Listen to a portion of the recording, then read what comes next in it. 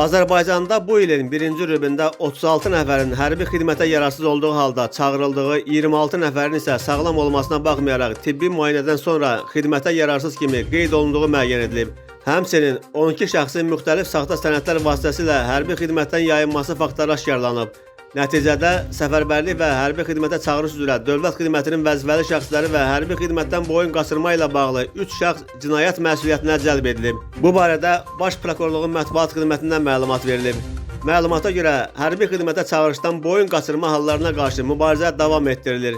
Baş Prokurorluq tərəfindən mütəmadi olaraq sistemli şəkildə həm səfərbərlik və hərbi xidmətə çağırış üzrə dövlət xidməti, həm də digər dövlət qurumları ilə birgə hərbi xidmətə çağırış zamanı yol verilən qanun pozuntularının qarşısının alınması, şəffaflığın təmin edilməsi və korrupsiya hallarının aradan qaldırılması məqsədilə kompleks tədbirlər görülüb. 2025-ci ilin birinci rübündə Baş Prokuror yanında korrupsiyaya qarşı mübarizə baş idarəsi tərəfindən qeyd olunan sahədə aparılmış araşdırmalar zamanı ümumilikdə 36 nəfərin hərbi xidmətə yararsız olduğu halda çağırıldığı, 26 nəfərin isə sağlam olmasına baxmayaraq tibbi müayinədən sonra xidmətə yararsız kimi qeyd olunduğu müəyyən edilib.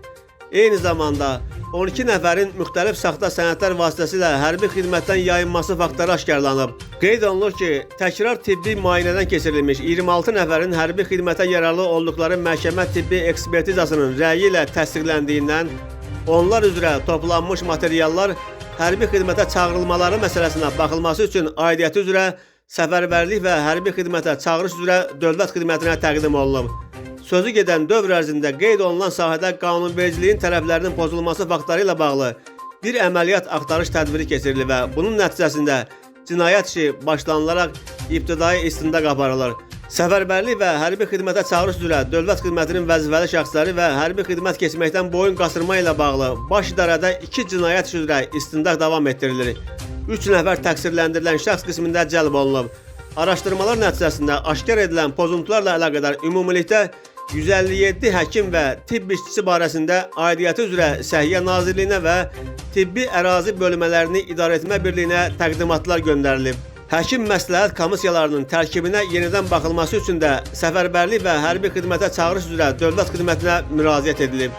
Qeyd edilib ki, bu sahədə daha kəsərli tədbirlərin görülməsi nəticəsində baş idarədə 2023-cü ildə 23, 2024-cü ildə isə 49 material üzrə araşdırma aparılıb. Ümumilikdə 6 əməliyyat axtarış tədbiri həyata keçirilərək nəticədə 6 cinayət işi başlanaraq məhkəmələrə göndərilib. Həmçinin 2023-2024-cü illər ərzində qanun pozuntularından çəkindirmək məqsədilə səfərbərlik və hərbi xidmətə çağırış üzrə dövlət xidmətinin vəzifəli şəxsləri barəsində 5 halda prokuror təsir tədbirləri tətbiq olunub. Ümumilikdə isə 2023-2024-cü illər ərzində baş idarədə səfərbərlik və hərbi xidmətə çağırış üzrə dövlət xidmətinin vəzifəli şəxsləri və hərbi xidmət keçməkdən boyun qaçırma ilə bağlı 13 cinayət işi istintaq olunaraq baxılması üçün aidiyyəti üzrə məhkəməyə göndərilib.